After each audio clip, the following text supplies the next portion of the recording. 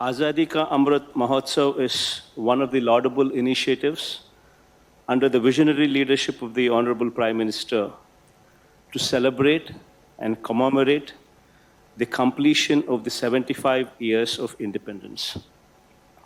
This Mahotsav has rightly provided an occasion to rejoice the nation's glorious past, its cultural, social, economic, and scientific achievements made during the admirable 75 years, and also to reaffirm our commitment to the nation's progress going forward 25 years into the future. We look at the selfless spirit of the freedom fighters with humility and pride. On this occasion, we honor and salute them. I had the privilege of felicitating the freedom fighters from our state of Andhra Pradesh. At the commencement of Azadi Ka Amrit Mahotsav, while commemorating our freedom fighters, I was immensely pleased to visit and pay my respects to Srimati Sita Mahalakshmi, the daughter of late Sri Pingali Venkaya, at her native place. Sri Pingali Venkaya, one of the freedom fighters, was also the designer of the national tricolor flag. The place where Sri Pingali Venkaya Garu presented the tricolor flag to Mahatma Gandhi in 1921 is in Vijayawada, and it now houses archaeological museum named Bapu Museum. Our government has recently renovated and rededicated the museum to the public. Further, in the memory of great freedom fighters of Andhra Pradesh such as Sri Alluri Sitaramaraju, Sri Uyalavada Narsimha Reddy, Sri Andhra Kesari Prakasham Pantulu Garu, Sri Potti Sri Ramulu, Sri Duggirala Gopala Krishnaya Garu, Sri Ayadevara Kaleshwara Garu, Sri Vavilala Gopala Krishnaya Garu, and other renowned personalities, in their memory, we have been conducting Azadi Ka Amrit Mahotsav celebrations every week through virtual and direct events, and thus far we have conducted 908 such programs in our state.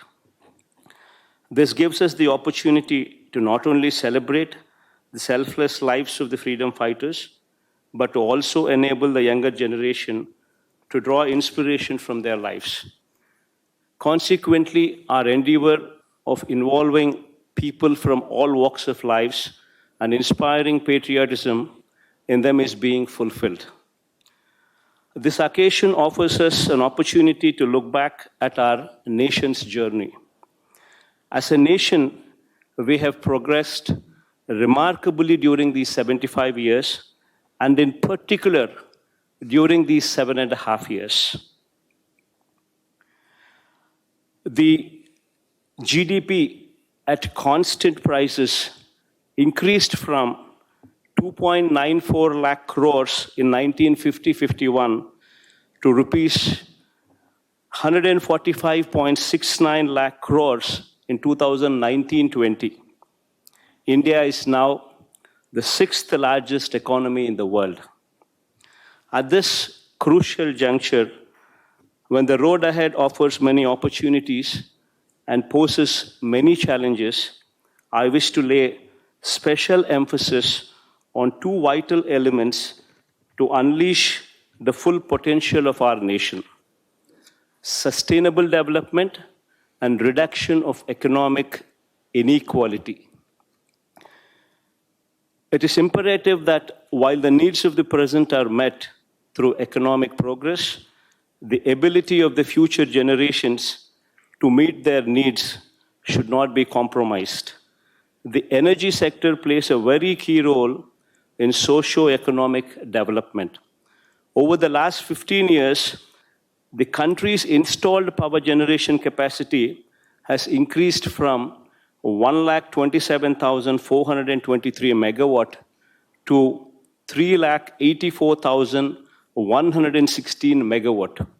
More particularly, the thermal power generation capacity has increased from 83,982 megawatt to 2,34,058 megawatt during these 15 years, resulting in increased emissions of greenhouse gases, threatening the future generations. We have enormous responsibility to formulate policies that would eventually lead to phasing out of coal-based power generation and enhanced reliance on renewable sources for energy needs. However, given the intermittency associated with renewable power sources, storage solutions have to emerge.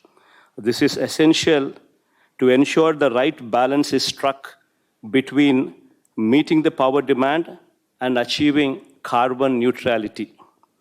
I take this opportunity to convey my appreciation for the initiative of the Honorable Prime Minister on this count.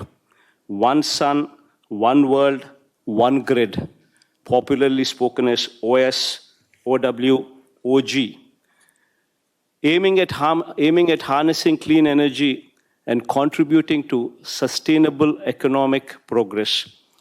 By facilitating exchange of power from two time zones, maybe it's a dream today, but one day, considering the fact that the optical fiber grid is a reality, already connecting continents, transferring data, this power grid across continents is not a distant dream, especially when we have leaders like Shri Narendra Modi ji at the helm of affairs.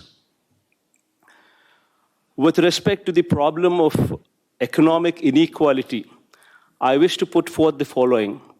Over the last few decades, several positive changes have taken place. We now have a legal framework conferring right to free education and food security. Increased number of our villages are being electrified and fiber connected to these villages with enhanced consciousness for cleanliness and personal hygiene, owing to the central government's resolve under the able guidance of Honorable Prime Minister.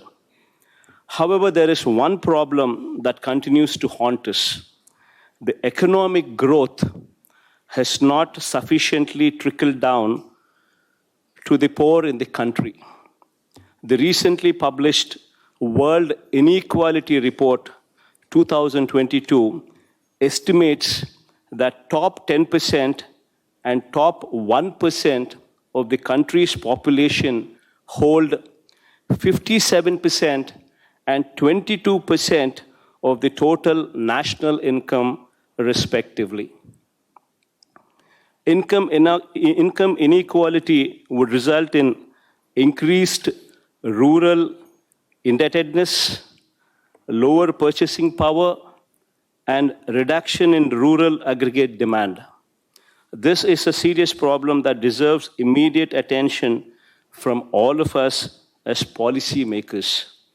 In the light of the fragility, the interventions must be made more impactful and identifying and effectively addressing the bottlenecks and thereby making inclusive economic growth possible. Sir, I wish to conclude by saying that we would redouble our efforts to ensure the success of the Azadi Ka Amrit Mahotsav. I convey my thanks for this opportunity. Look forward to many such occasions where we have a chance to reflect on the past and deliberate on the appropriate course for the future. Jai Hind.